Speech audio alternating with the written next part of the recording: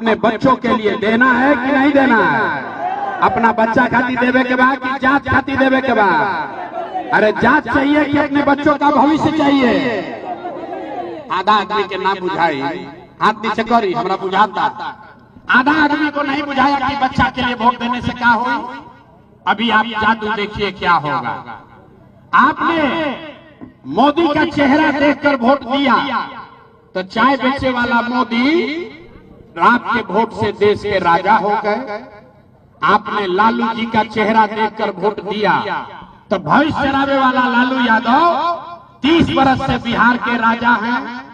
आपने नीतीश का चेहरा देखकर वोट दिया तो वैद्य का लड़का नीतीश कुमार 20 बरस से बिहार में आप पर शासन कर रहे हैं।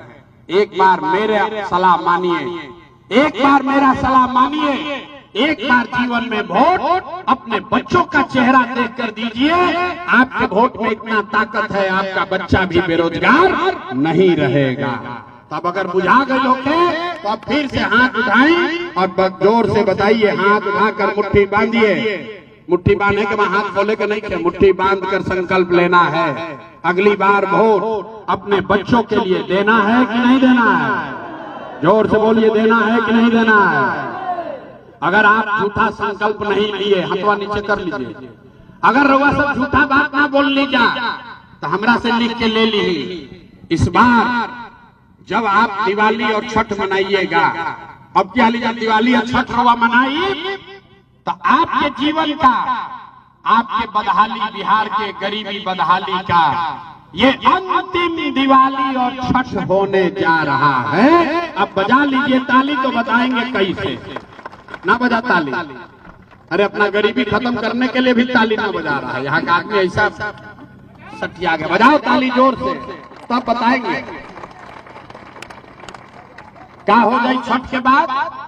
अगर आपने अपने बच्चों के लिए वोट दिया, लालू नीतीश मोदी नहीं जनता का राज बनाया, एक और पहला संकल्प का बा, नाली गली बनी चाहे ना बनी, स्कूल अस्पताल जब सुधरी तब सुधरी, लेकिन साल भर के अंदर सब आदमी इसको याद कर लीजिए, अपना अपना आंचल में एकरा के बांध ली। साल भर के अंदर जितना राउर सवांग गई बड़ा सन बाहर मजदूरी रोजी रोजगार करे, जो बच्चे आपके पढ़ लिख कर यहाँ बेरोजगार बैठे हैं उसको सरकारी नौकरी मिले या न मिले, लेकिन सभी के लिए कम से कम 10 से 12 हजार रुपया के रोजी रोजगार का व्यवस्था यही बिहार में करके दे दिया जाएगा। होके के चाहिए कि ना होके के चाहिए? होके के चाहिए, जोर से बोली, होके के चाहिए। तो अगर बात बुझा गई, आप बताइए 10-12 हजार रुपया के अगर रोजी रोजगार हो जाई तो और गरीबी कम होई कि ना होई? होई। बुझाता? अरे होगा कि नहीं होगा? तो अगर बुझा गई तो अभी जैसे घरे जाई गांव पर तो अपना अपना सवांग के, अपना पति के, बेटा के, भाई के ही बतावे के बा।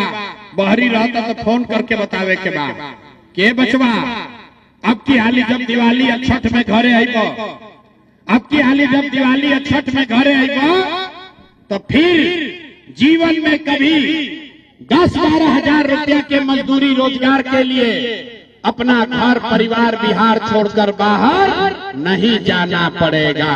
सबके मंजूर बा? सबके मंजूर बा? तो प्रशांत किशोर के बेटा के तिलक ना हो हैं? अगर बात बुझाई लोगे तो गांव में जाके सबके एक आदमी के बतावे के बा। दूसरा संकल्प, जेकर जेकर उम्र 60 वर्ष से ज्यादा बा, 60 वर्ष से ज्यादा उम्र के आदमी, महिला पुरुष के रहता रहा घर में, तो नीतीश कुमार ओकरा के 400 रुपया देता भी पेंशन के नाम पर। तो तय भाई कि छठ के बाद अगर आपने अपने बच्चों के लिए वोट दिया, जनता का राज बनाया, तो छठ के बाद मतलब दिसंबर से, कार्तिक महीना से 400 रुपया का भीख नहीं, 1100 रुपया का पेंशन नहीं, 60 वर्ष से ज्यादा उम्र के हर महिला पुरुष को 2000 रुपया का महीना का सम्मान राशि हर महीना मिलने लगेगा। ये होके के चाहिए? होके के ना चाहिए? चाहे कि ना? तीसरा और अंतिम बात, 10-12 हजार के रोजी रोजगार से जीवन ना सुधरी, 2000 रुपया पेंशन मिली वहू से जीवन ना सुधरी। जीवन तब सुधरी जब राउर लड़का पढ़ लिख कर अफसर बनिया। अभी गरीब के लड़का जाता पढ़े तो ओकरा के पढ़ावत कोई नहीं के, खिचड़ी खियाइल मास्टर जी भगा देला। तो तय भाई कि अगर आपने अपने बच्चों के शिक्षा रोजगार के लिए वोट दिया तो दिसंबर से गरीब को आपको ये सुविधा होगा कि जेकर जेकर लड़का 15 बरस से कम उम्र के बाद और नाती पोता 15 बरस से कम उम्र का बच्चा अगर आपके घर में है तो आप अपने बच्चे को, जब तक सरकारी विद्यालय नहीं सुधरेगा, आप अपने बच्चे को प्राइवेट अंग्रेजी स्कूल में भेजिए। स्कूल भेजे के फीस का खर्चा सरकार के ओर से रउआ के दिया जाए ताकि गरीब से गरीब का बच्चा भी अंग्रेजी स्कूल में पढ़ सके। होके के चाहिए, होके के चाहिए, हाथवा उठा के बोले के बाद होके के चाहिए, लेकिन के पढ़ाई की व्यवस्था होके के चाहिए ना। तो सब पढ़ाई पढ़ लेनी, अब परीक्षा दी, मुफ्त में कुछ ना होके परीक्षा दीजिए। सब आदमी बताइए 5 किलो अनाज चाहिए कि अपने बच्चों का रोजगार चाहिए? 5 किलो अनाज चाहिए कि रोजगार चाहिए? 5 किलो अनाज चाहिए कि रोजगार चाहिए? अपने बच्चों के लिए पढ़ाई चाहिए कि जात चाहिए? जोर से बोलो, जात चाहिए कि पढ़ाई चाहिए? जात चाहिए कि पढ़ाई चाहिए? पढ़ाई चाहिए कि जात चाहिए? लालू नीतीश मोदी के राज चाहिए कि जनता के राज चाहिए? ना, जरा लालू चाहिए लालू बोलो। ए भाई, अभी 2 हाली झूठ पकड़ाइल बा, फिर पकड़ा जी बजा। सोच कर बोलिए, जिसको लालू चाहिए लालू बोलिए, जिसको मोदी चाहिए मोदी बोलिए। फिर से पूछ रहे हैं, लालू नीतीश मोदी का राज की जनता का राज? हाथ उठाकर बोले के बाद, लालू नीतीश मोदी का राज की जनता का राज? तो जनता का राज बनाना है तो इसका एक ही रास्ता है, अगली बार वोट किसी नेता के लिए नहीं, दल के लिए नहीं, जात के लिए नहीं, 5 किलो अनाज के लिए नहीं, अगली बार वोट अपने अपने बच्चों के लिए देना है, उसके पढ़ाई और रोजगार के लिए देना है। सब लोग ठीक समझ गए? समझ गए? झूठ बोल रहा है, समझे कि नहीं समझे? समझ गए तो बताइए, नीतीश कुमार को रखना है कि हटाना है? जोर से बोलो भाई, नीतीश कुमार को रखना है कि हटाना है? सबको बोलना है, नीतीश कुमार को रखना है कि हटाना है? इतना दबा के अफसर पैसा लेता था, मुंह से आवाजें नहीं निकला। जोर से बोलिए, नीतीश को रखना है कि हटाना है? नीतीश के रखे के बाद कि हटावे के बाद? हटावे के बाद। अब मोदी आके कही कि नीतीश के वोट दे दिया तो दिया जाए ना दिया? इतना हमरा के बुर्बक बुझाता है। हमरा सभा में आइला तो कहला मोदी के ना दिया, मोदी में जेब कब की जनसुराज के ना दिया। काहे ना दिया मोदी के वोट? अभी समझिए, अभी फैसला कर लिया जाए। अभी फैसला कर जाओ कि मोदी के वोट देवे के बाद कि नहीं के देवे के। आप बताइए, पहले समझ लीजिए, हाथ मत हिलाइए। वोट बिहार का, तो फैक्ट्री कहाँ लागे के चाहिए, बिहार में कि गुजरात में? आदमी उंगिया तालन कनिया ना सुधरिया, लेकिन अभी बोलत नहीं खा। वोट बिहार के, तो फैक्ट्री कहाँ लागे के चाहिए, बिहार में कि गुजरात में? बिहार में कि गुजरात में? बिहार में कि गुजरात में? अब जितना लोग मोदी जी के वोट देले बाड़न जा, मोदी भग सब लोग के बारी बा।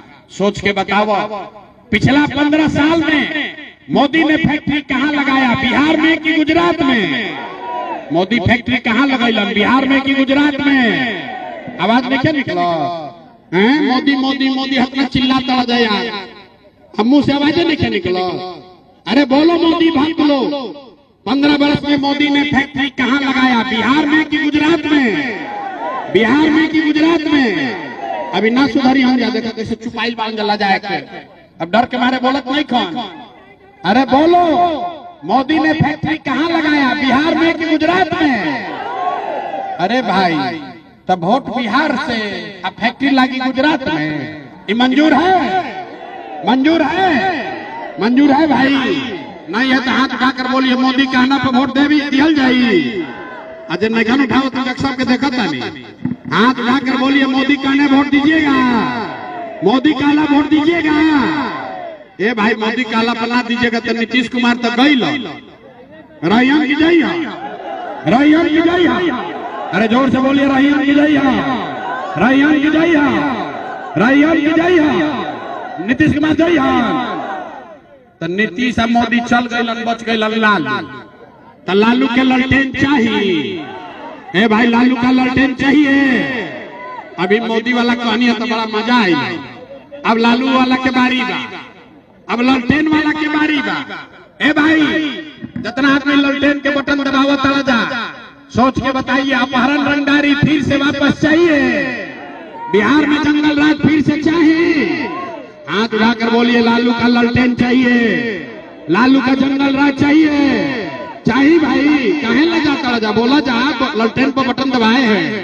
अरे आप यहाँ से विधायक ललटेन के जिताए हैं, सब लोग बताइए लालू का ललटेन चाहिए, लालू का ललटेन चाहिए, जंगल राज चाहिए, अपहरण रंगदारी चाहिए।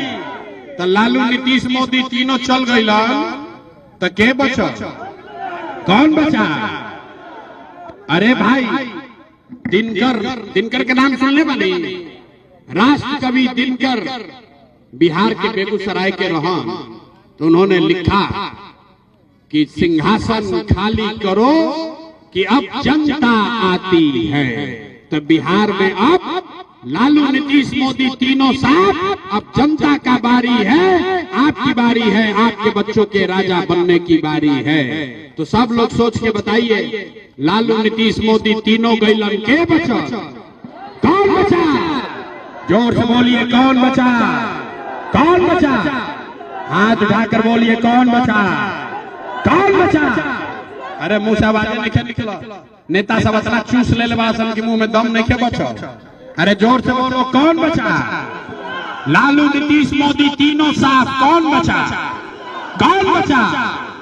तब दिसंबर में नवंबर में बिहार में लालू नीतीश मोदी का राज नहीं चाहिए, जनता का राज होना चाहिए, जन सुराज होना चाहिए। होके के चाहिए कि ना? हाथ उठाकर बोलिए, सब लोग सहमत हैं? होके के चाहिए, होके के चाहिए ना? तो एक बार जोर से बोलिए जय बिहार। ना ना ना आवाज नहीं क्या आदमी के दम, सब दूध दही सब बहरी बेचाता, दूध दही बेचाता है जाके आदमी के दम नहीं के बच गए।